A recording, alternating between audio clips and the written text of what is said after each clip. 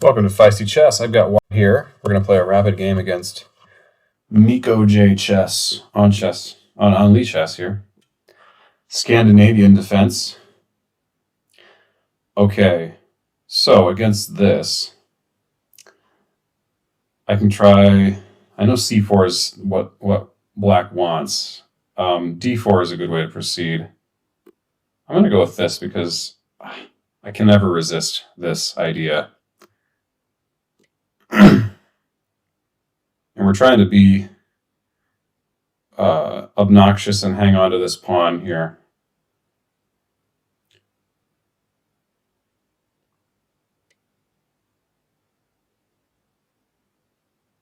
Okay.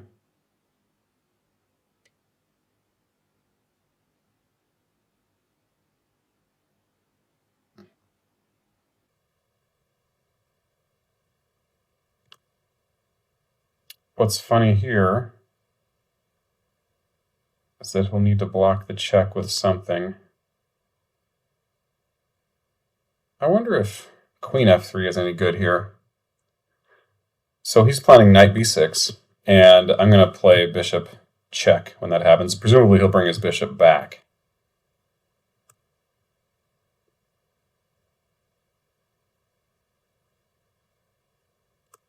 I like the look of queen f3.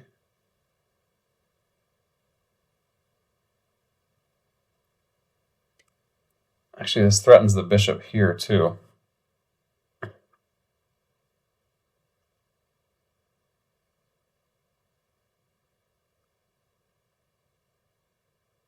Probably he'll go bishop g4. And then I think queen g3 looks interesting.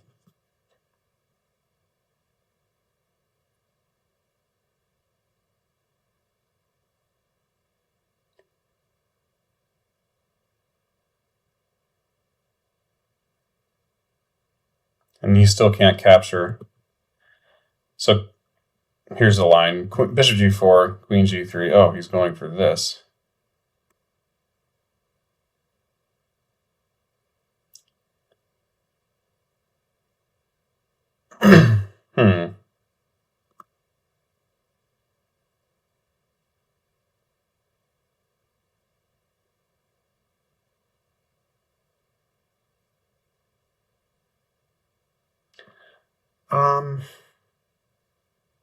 Okay, I check. He has to bring the bishop back.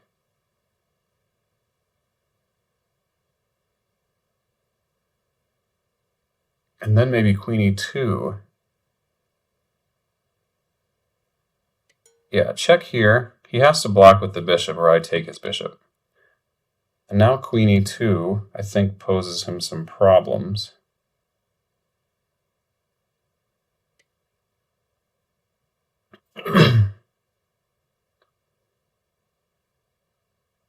I'm threatening his knight. I'm also defending this with, I'll recapture on b5 with check if he should take there.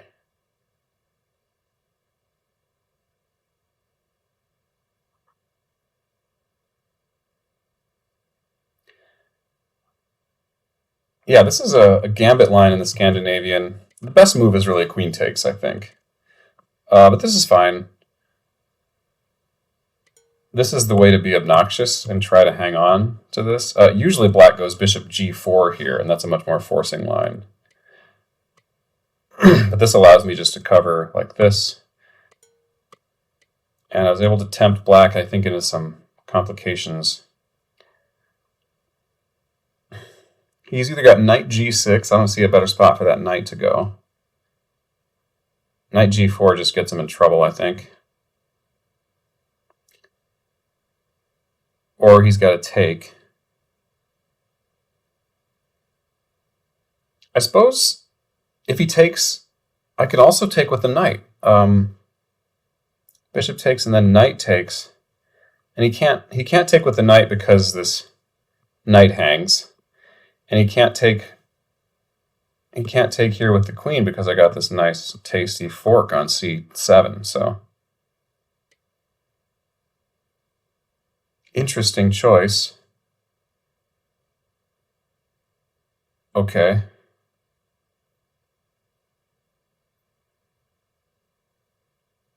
Well, I think this just allows me to solidify my extra pawn, and I'm willing to give up the bishop pair here. So if he wants to take, I'll take with the queen. The queen will be defending the bishop. And if not, I'll probably just slide it back to b3. And my pawn is well defended. If he tries bishop g4, I've always got f3. So I'm being kind of greedy about this pawn in the center. Okay.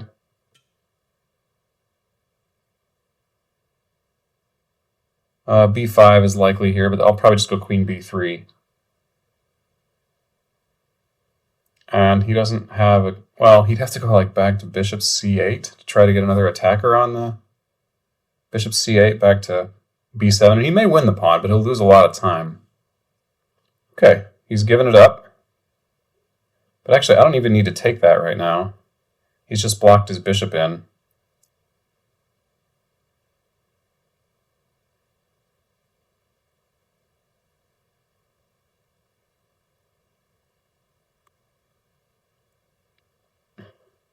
If I take, then he's hitting my bishop with his... He's hitting my queen with his bishop, so... Maybe just get the knight out. Planning a knight e5. Bishop d6 looks good for black here.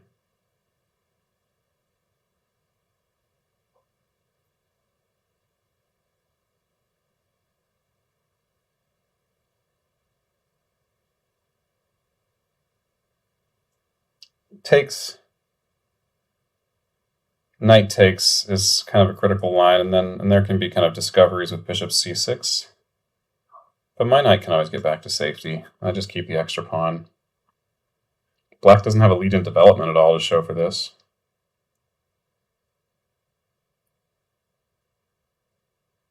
What else looks good for black? Bishop e7 maybe. d6 seems like a better, more active spot. Planning to castle.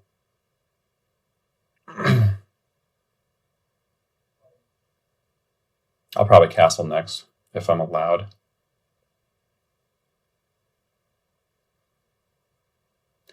Probably want to play d3 or d4. I'm not sure which is the best. Okay.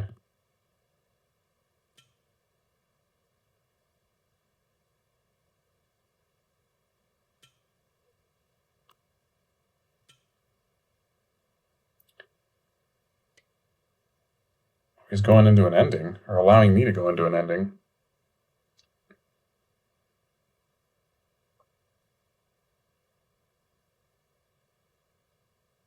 There's a queen check here. Or I can just trade the queens right away. Let's just play d3. And we got a nice looking bishop here. Got bishop d2 if he tries to check. Not afraid of bishop takes f3, doubled pawns. There's really not a lot of play against them. I may or may not castle now. If bishop c5, probably just bishop e3. I'd love to trade off those bishops.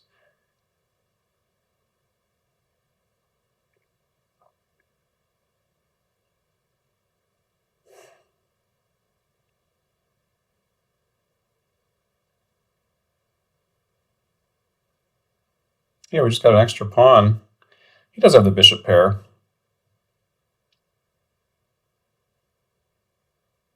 But it can't be worth that much here. I mean, it's usually worth about half a pawn.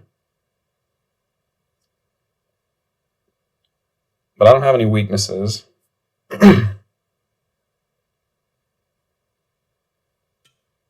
Okay, he goes for this, producing a weakness instead of playing with the bishop pair. Not something I would have done. I can castle over here without worries about back rank now, but I probably won't even castle. This gives me the g file for my rook. My king may just park on e1 for the time being. Okay.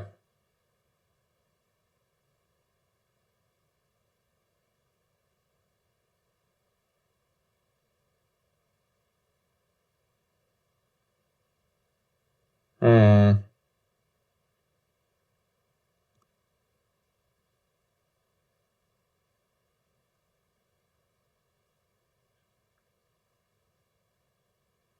Let's see if I can provoke f6 here. Actually, if f6, I might just slide back to h5, and then I can come back to g. I don't know if that's where my bishop wants to be. That doesn't look that good to me, because... I mean, bishop h4, and I'm threatening, actually, to go here to trade bishops.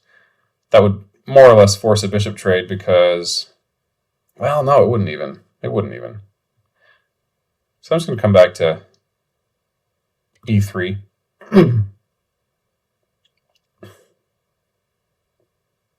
I can always move this pawn.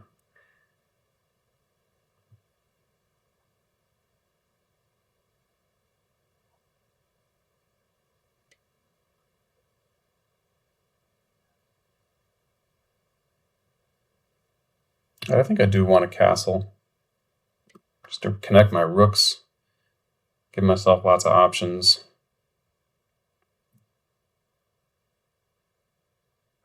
I'll probably put the d rook on the e file, and then move this pawn to a light square and play my king rook to the g file. Excuse me. Okay, it's been a while since I've played, but this is going well enough.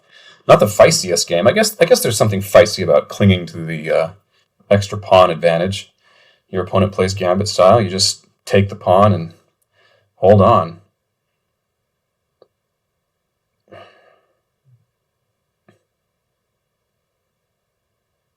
I suppose the way to play this would be to just limit all possible counterplay, go for trades. Put my pawns on light squares. Black will want to do the same thing since we both have the same colored bishop. I'm more interested in trading the rooks than the bishops. Because if I get to a rook ending a pawn up, those are hard to win. Those are almost always drawn, it seems. Oh, it's my move. Okay. Let's do like we said. But if I trade off the rooks, a bishop ending with same colored bishops is very much easier to win. Okay. This allows me to trade that bishop off. He wants to come to f5.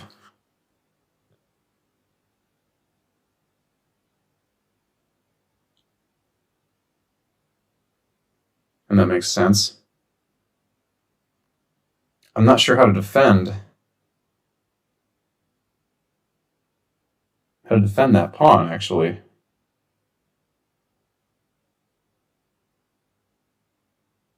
Maybe h4 and then rook h3? That seems like an awfully passive rook.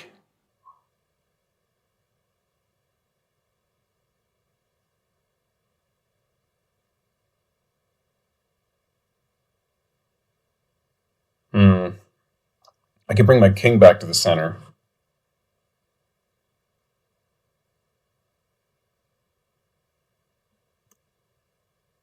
That actually seems like a good idea. The king wants to be the piece to defend that pawn. Maybe I should have castled kingside.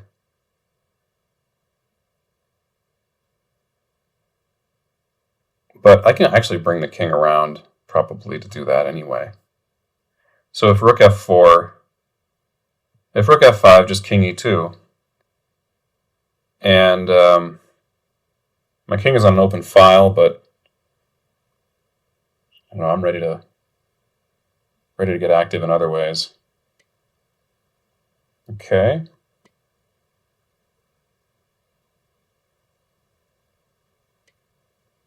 Yeah, he can pin that.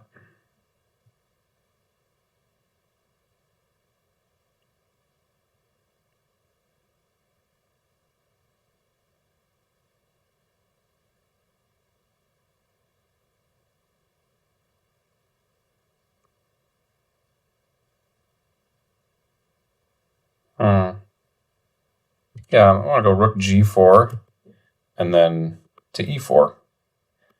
Like I said, let's trade some rooks.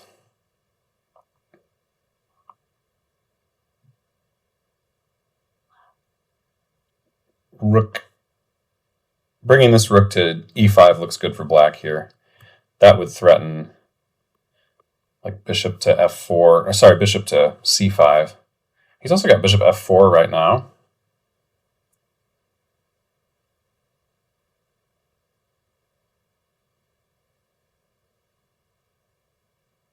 I gotta get, his rooks are much better than mine, much more active. Okay, this makes sense.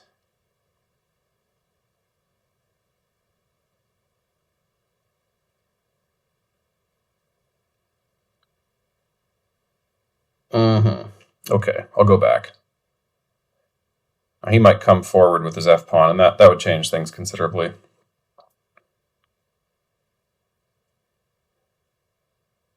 Being pretty miserly here, just hanging on to my pawns. I got this structural defect that my king has to cover, but I don't see a way for him to exploit it now. And I'm going to bring this other rook over to the g file, because it's certainly not doing much good here on d1. Could also expand in the center. That would make, well, that would provide a little. I don't like how that limits my bishop. But at the same time, my bishop's pinned at the moment.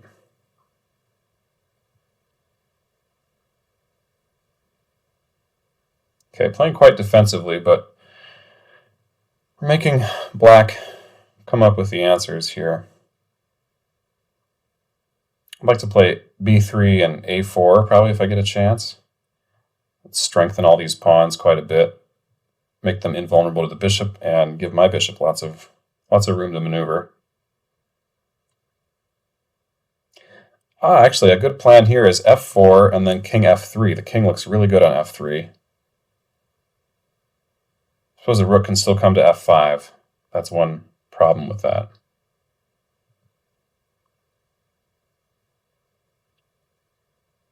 Okay, now he's threatening rook to e5, this other rook to e5, and I have no way of guarding that. Well, hold on. Let's say I go rook over to g1 here. Rook to e5, and then I've got d4, and then if he takes with his bishop, I just take his rook. But if I'm going to play d4 anyway, maybe my rook wants to be on... Yeah, I think I'm going to play d4 here. I think my rook wants to be on the d file now. And I'd love for him to take with the bishop and just straighten out my pawns. I'm sure he won't do that.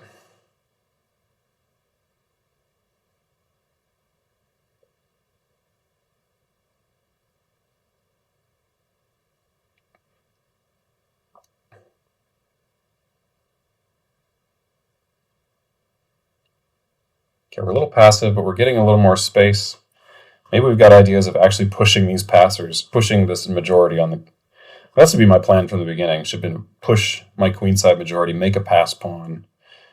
Because black is really dictating the terms of play here. But I don't see any threats that black can make now. So yeah, I like the look of like a c4. Black might go b5 here.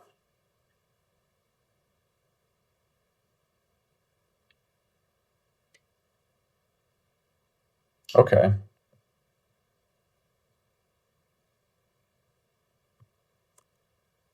Yeah, let's get c4 in.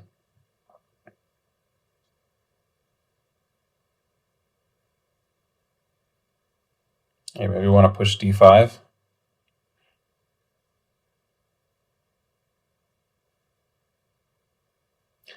Maybe rook to d3, king f1, king g2. Oh no, that can't be that good. Things are holding over here on the king side, so I just need to make stuff happen on the queen side. I've got a rook to work with. Okay, this makes me put more pieces on dark squares, unfortunately.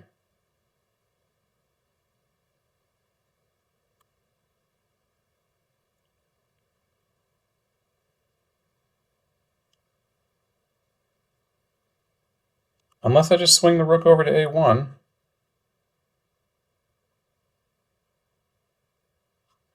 Rook to a1 would be cheeky.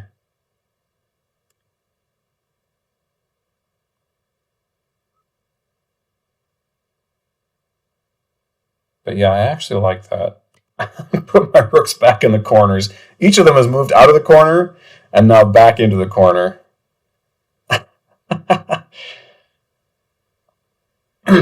I can get b3 in and then maybe a4. Maybe b4. I don't know. Heck, I could go a4 and then b4. That would actually be close to trapping his rook.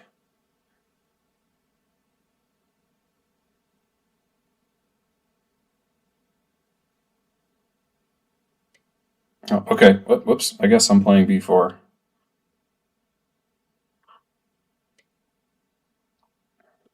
Now let's just keep things rolling over here. Huh? Nice quartet of pawns. And now I think I can get the rook back to d1.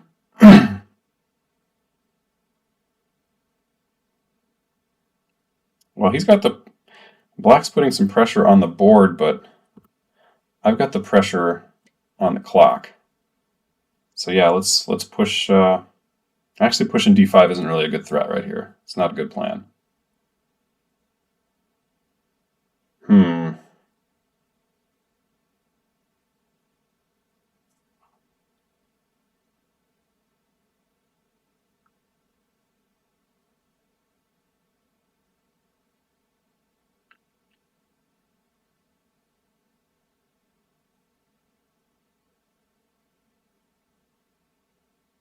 Okay, this puts the question to his bishop. He'll probably go d6.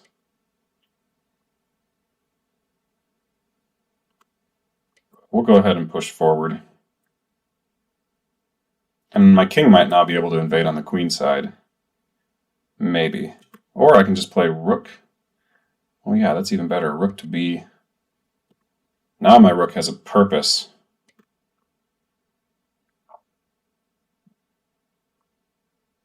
Threat is rook to b7 here. Ooh, now he has to play rook c7 to defend.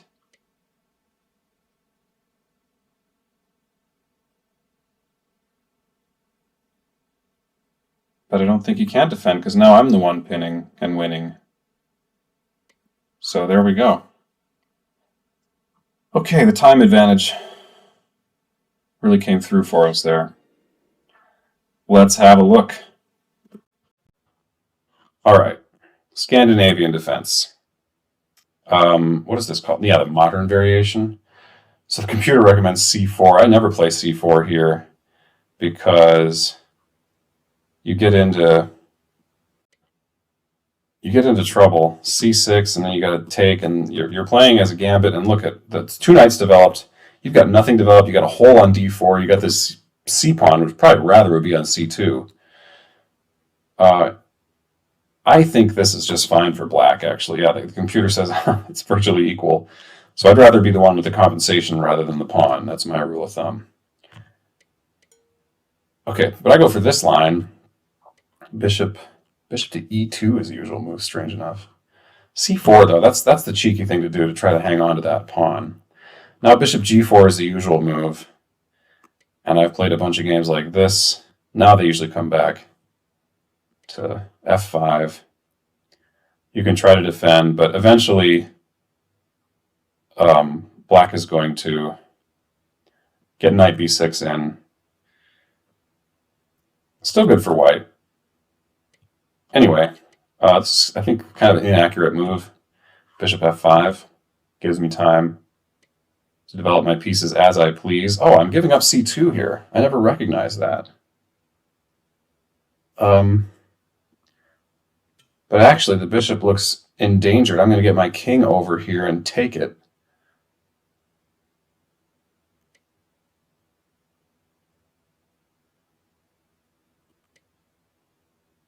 Oh, why wouldn't he take here? Oh, no, you can't do that.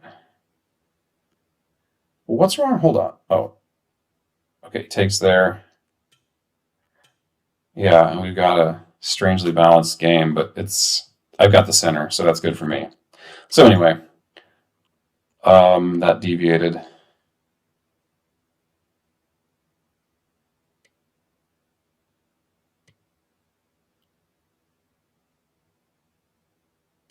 Oh, right, I hung c2. Okay, who went with knight here? And now I check. And now queen e2. I'm happy with this position, actually.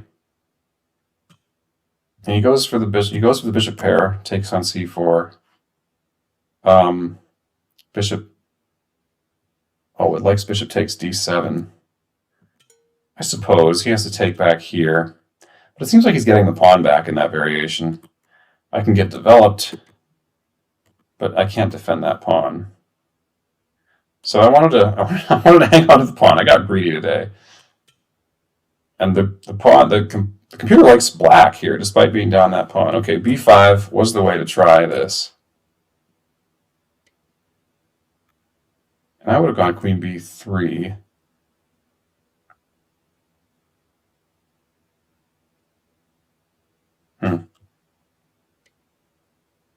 Okay.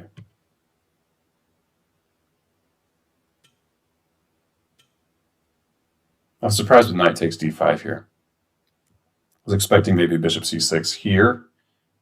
And then, oh, I do have queen e2 check.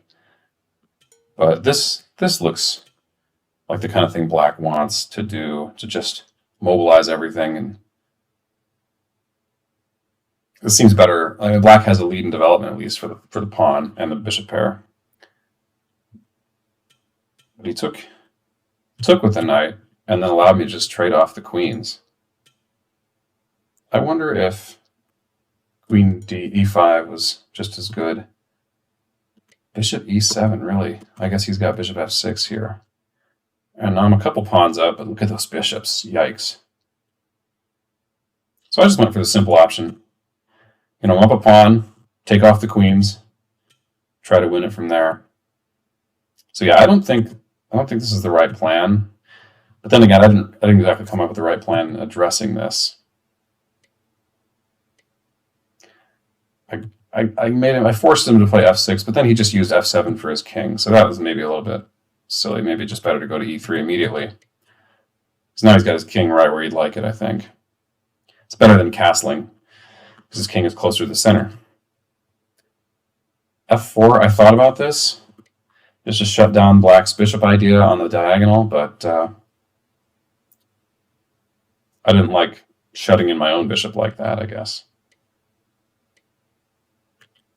Yeah, f4 here would have been a good idea. I wonder if this plan is computer approved. Yeah, bring the king back over. So my king and my rooks were just really indecisive this game. My king castles queenside and then comes back to e2 in 2 steps. My king's rook decides to jump on the g file and then immediately comes back to play defense on the h file again. And then my other rook also goes back home. So it's kind of a funny game in that way. I didn't want to put another pawn in a dark square. I just expanded on the queen side. I don't know if this is the right idea, but I was trying to make reasonable moves that looked like they were limiting black's options since he's in time trouble. Okay, and I didn't really want to play here because he could win this pawn just by doubling with his rooks. So, yeah, maybe he should just take here. That's way worse. With 2 pairs of rooks on the board, it's easier to win with this pawn, and I've just got the whole center. Look at this. Yeah, this does look really glorious for white. So he comes back here.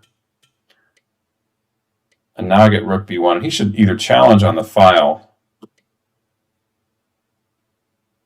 And that doesn't look that good either. Because then I can give up that h-pawn. Go for the bishop. The bishop has to come here.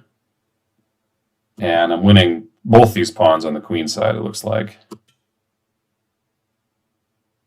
I can probably even afford to defend my pawn on the king side. Still winning.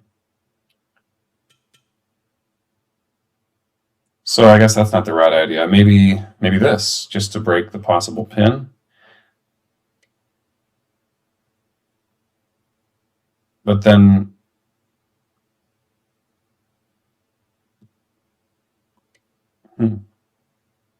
just kind of hunker down, I guess. I can win this pawn. Like, you can't really do much about this. I can win.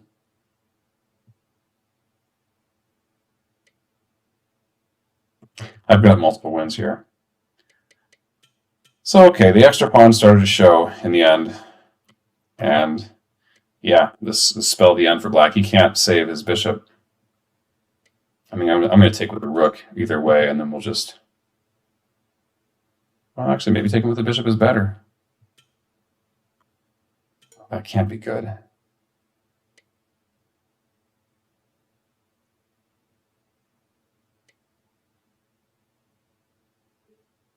Why lose that pawn?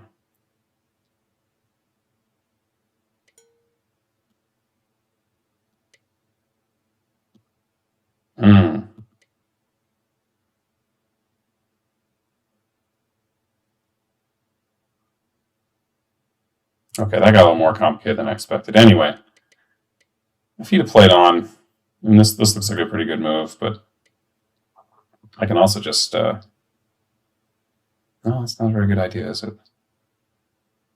This is just repetition. Oh, no, it's not. Oh, no, that's a terrible idea. Taking with the rook is the simplest. Check. And I come over here. There's no checks. I'm up a piece. He's got, I don't know. He doesn't have rook f5, f4 checks, so...